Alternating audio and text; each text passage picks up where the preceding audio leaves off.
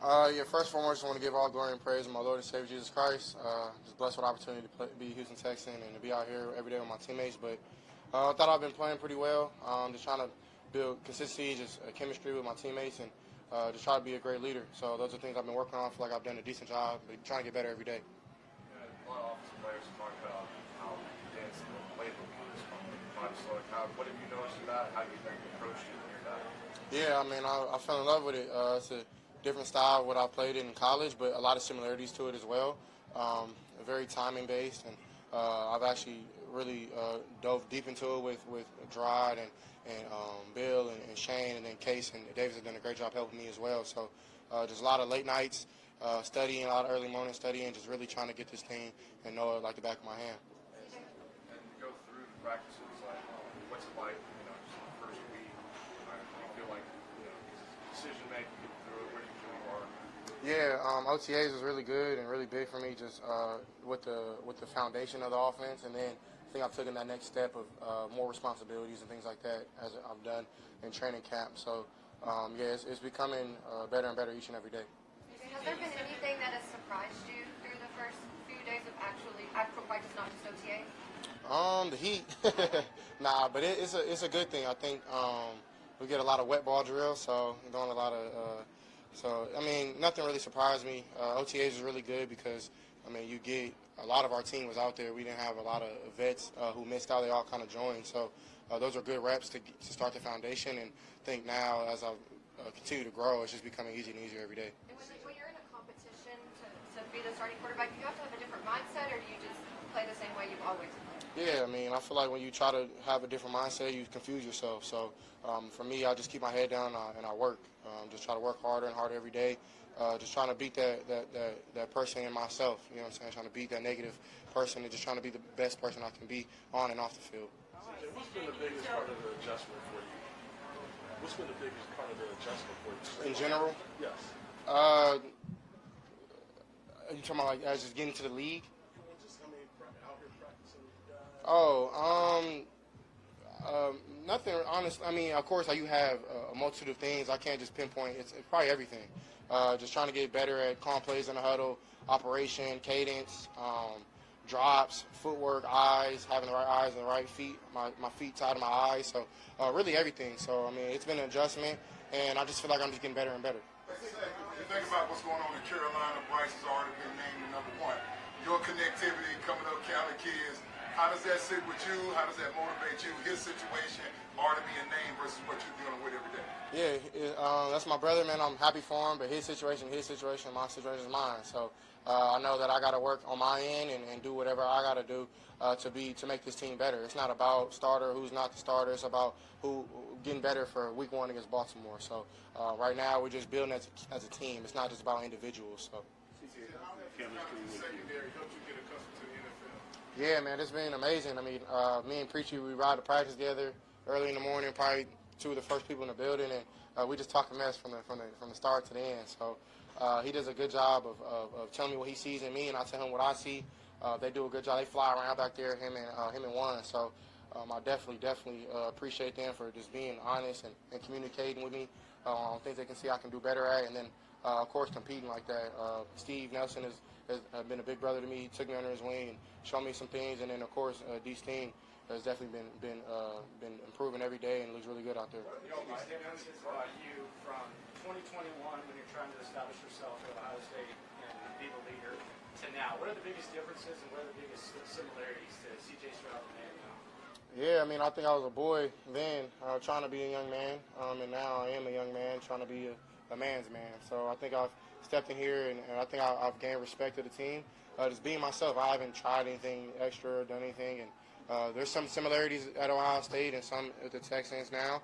But honestly, I think ultimately I'm just being myself. And I mean, I think everybody's gravitated towards that, and I think that's even more important than how I play on the field is being a leader, building that winning culture that we want here, and swarming around, man, doing things that Coach Ryan wants us to do, and Coach Slow on offense. So.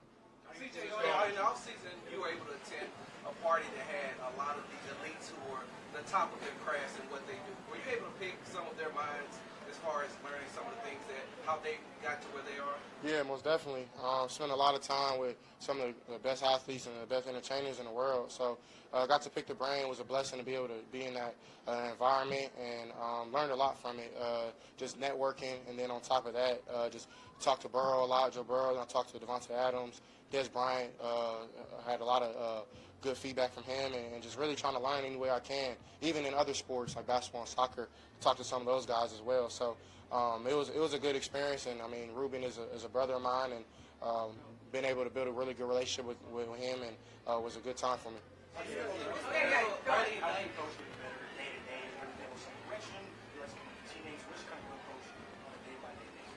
My approach every day, man, is picking one or two things and just working on that, and then of course as a whole, just trying to get everybody around me better. I think that's my main job. It's kind of like being a point guard in basketball, getting everybody around me better. So that's been my goal, and I definitely feel like I've done a decent job, but of course there's going to be a lot of work to be done. I'm sorry. Go ahead, Aaron. You've been building chemistry with all of your receivers, but how's your relationship with Tate from the time that you both been drafted? How's that evolving? Yeah, it's been very well. I mean, me and Tank, of course, already had a connection. We talked at the combine, and then, of course, we take them. And from then, I think we were the first people to throw together, and we've just been building ever since then. I mean, had some guys, had really all the receivers come out to L.A., and we had a good time then, too. And just building that chemistry and that timing down, I think, is everything, especially in this offense. So. What's been your early evaluation of the wide receiving core? Is there anybody in that group that actually stood out to you most? Really all of them. I mean, everybody stepped up. Everybody's getting a lot of reps. Everybody's competing at a high level. And I think I've had a pretty good connection with every single one out there. And one thing that sticks out to me is they're not selfish. They have bought into the running game and bought into blocking. And I think that's when you get guys like that, it's a winning culture. So. CJ, you're in competition right now, but what are some things you can learn from Davis and most this far? I learned everything from Davis. Davis and Case are great vets.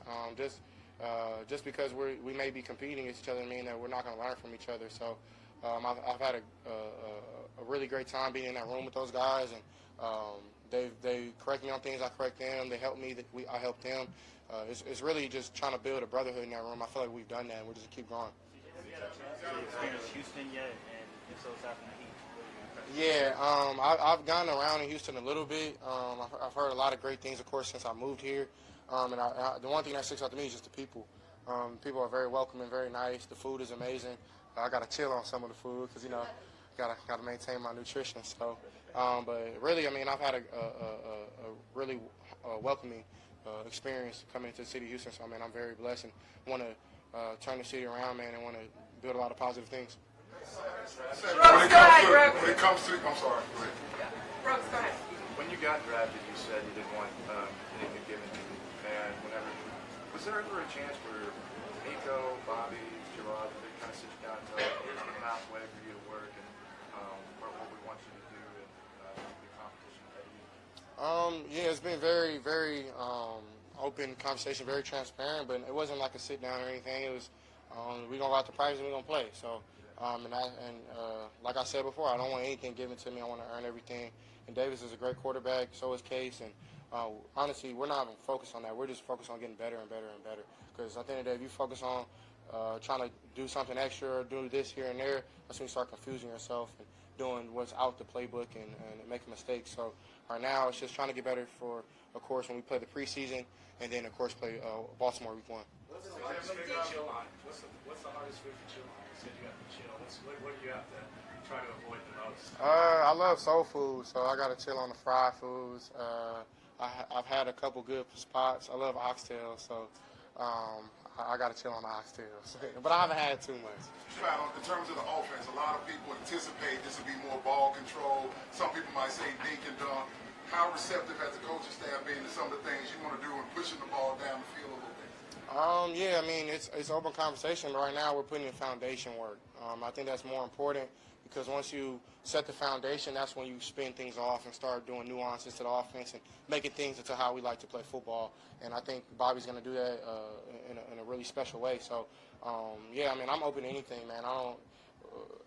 When you're playing football, you don't really have to listen to the outside world, and you just go on to what you're doing every day and your craft and your focus. So that's what we've been doing.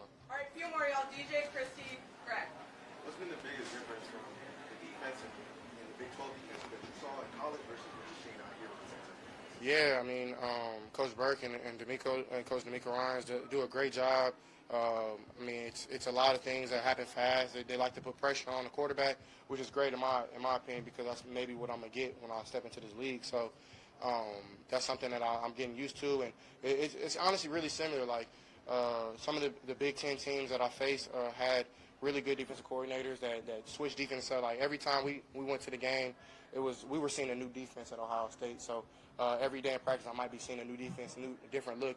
Same coverage, different disguise. So it's good to get your eyes up and see those type of things, and even see blitz patterns and things like that, how they switch it up. So it's been really good to have that experience, but even at a higher level now, it's getting me better. To follow up on that, when you do see some of those disguises pre then post snap, how do you go through reading through those disguises? I'm gonna keep that between our offense, man. We read it how we read it, so I just try to pick people apart, and hopefully, man, just complete whatever has to be done. So. Go ahead. I'm sure you have a lot of goals and laughing you always have, but are you the kind of person that ever sits down and writes down goals, or have you done it ever? Or do you do it before every season, or is that anything you've ever done? Yeah, I have goals written down. I did in college, and I'll do it now. But I have a lot of things that I put down. Really small goals. I think the more you can accomplish small goals in your life, the big ones become kind of natural, and they come as you get the small ones checked off. Like I had the Heisman as a Heisman finalist as a goal in college, and I had a lot of different subset goals to get to that moment. And by the glory of God, I was able to do that. So I'm not sure if that's how it works in the league, but I'm gonna try it and see if it works for me. And if not, then I'm gonna do something else. So yeah, I mean, I just try to set some goals and work hard and hard every day to get those. Last one for Greg. What did you gain from Tojo when you started playing football, and how would you describe kind of the way that he coached you to introduce you to the sport? He coached me hard. It was probably the hardest coach I've ever had in my life, him and Coach Day. Two great quarterback coaches I've had, and I never had like a guru quarterback coach that kids are growing up with. And I mean, if you're doing that, do your thing, but for me, it just wasn't what I needed. I needed my guy Tojo and Coach Jamie Munford, who was my other quarterback coach as well. And honestly, they coached me hard, and they weren't easy on me, which I really, really appreciate now, but at the time I didn't like. But it was amazing to kind of be able to go back home because this is my first time back home, so I was able to go back and give back to them and the program I play for. So it's crazy how it goes full 360. So, yeah. Why was it so important? I'm sure you're busy. You and your mom go back there. The response is overwhelming. I've seen the photos of kids lined up. What was that experience like for you, and why was it so important that you take that time with those kids? Because I was that kid one day, and I remember having people I looked up to, and I never got to talk to them. And I think maybe I don't think I'm anybody's hero or idol or whatever. I just play football on TV sometimes, and I'm blessed enough to be where I'm at and go through the things I went to get here now. So God has humbled me to be able to go back and give back, because I want all those kids to know, man, you can make it. You know what I mean? And for a while in my life, I didn't know if this was obtainable.